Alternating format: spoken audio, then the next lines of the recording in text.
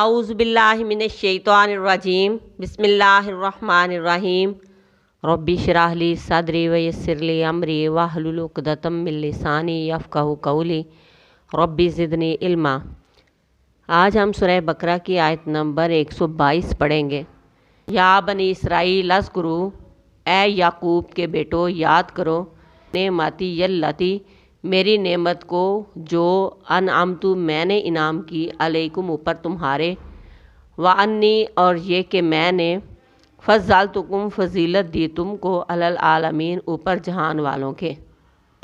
بنی اسرائیل یعقوب علیہ السلام کی اولاد تھے، انہیں اللہ تبارک و تعالیٰ نے چن لیا تھا کہ خود بھی نیکی کی طرف مائل ہوں اور دوسروں کو بھی نیکی اور بھلائی کی دعوت دیں، امر بالمعروف اور نہی عن المنکر کریں۔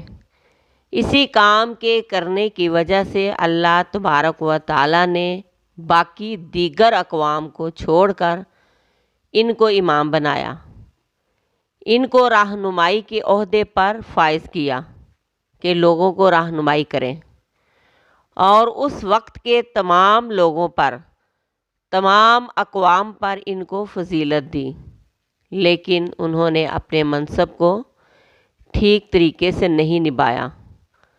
وقت گزرنے کے ساتھ ساتھ وہ اپنے منصب، اپنے فرائض سے غافل ہوتے گئے، اور جس کام کی وجہ سے انہیں فضیلت دی گئی تھی، انہوں نے یہ سمجھ لیا کہ یہ فضیلت ان کو اسرائیل یعنی یعقوب علیہ السلام کی نسل میں سے ہونے کی وجہ سے نصیب ہوئی ہے۔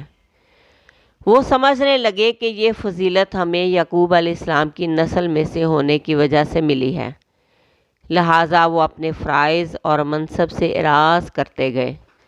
اللہ تبارک و تعالیٰ نے فرمایا کہ ہم نے ان کو چن لیا، اور وہ سمجھنے لگے کہ یہ چننا اس لیے ہے کہ وہ ایک خاص نسل سے تعلق رکھتے ہیں، اور جو بھی اس نسل سے یعنی یعقوب علیہ السلام کی نسل سے ہے وہ اللہ کا پسندیدہ ہے۔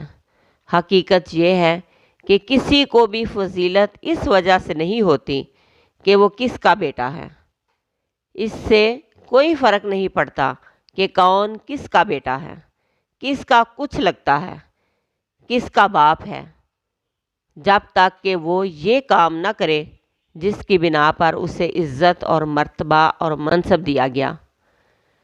نوح علیہ السلام کا بیٹا غرق ہوا نافرمانی کی وجہ سے، نوح علیہ السلام نہ بچا سکے۔ ابراہیم علیہ السلام کے والد نافرمان تھے، ابراہیم نہ بچا سکے۔ بنی اسرائیل کو گمنڈ تھا یعقوب علیہ السلام کی نسل میں سے ہونے کا، لہٰذا وہ ہٹ درم ہو گئے تھے۔